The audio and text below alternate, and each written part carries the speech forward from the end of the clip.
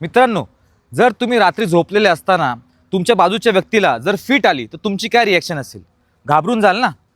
पण एकाने ह्या फिटचा फायदा घेतला, त्या व्यक्तीला फिट आल्याचा फायदा घेतला. नमस्कार मित्रांनो, मी बहार सूर्यवंशी.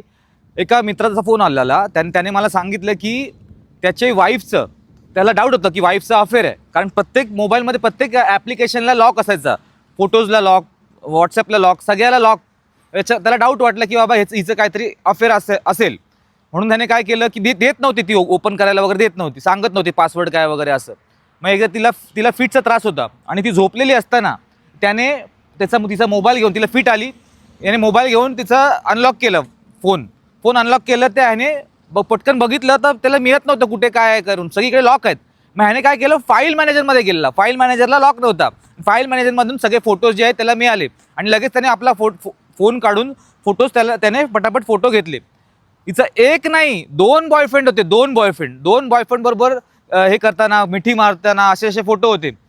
त्याने काय केलं, मग दुसऱ्या दिवशी, पहिले तर काय तिला बोलला नाही, मग दुसऱ्या दिवशी त्याने तिच्या आईला फोन केला. सांगलीचे होते ते. तिच्या आईला फोन केला. आई म्हणते ह्याच्यात काय आहे, हे नॉर्मल गोष्ट आहे, तुम्ही हे AI जनरेट इमेज केलेली आहे, एवढं आई बोलली त्याला. म्हणजे पहिलेच तिने सांगितलं असं का माहिती नाही, पण ते अशी म्हणाली आणि म्हणाली की नॉर्मल गोष्ट आहे. म्हणजे आईची अशी रिॲक्शन की हे म्हणजे मिठी मारणं, म्हणजे एका लग्न झालेल्या बाईने मिठी मारलं मित्राला, की नॉर्मल गोष्ट आहे का, तुम्ही मला सांगा. आणि मला एक प्रश्न आहे की हा कुठे नेऊन ठेवला आहे महाराष्ट्र माझा?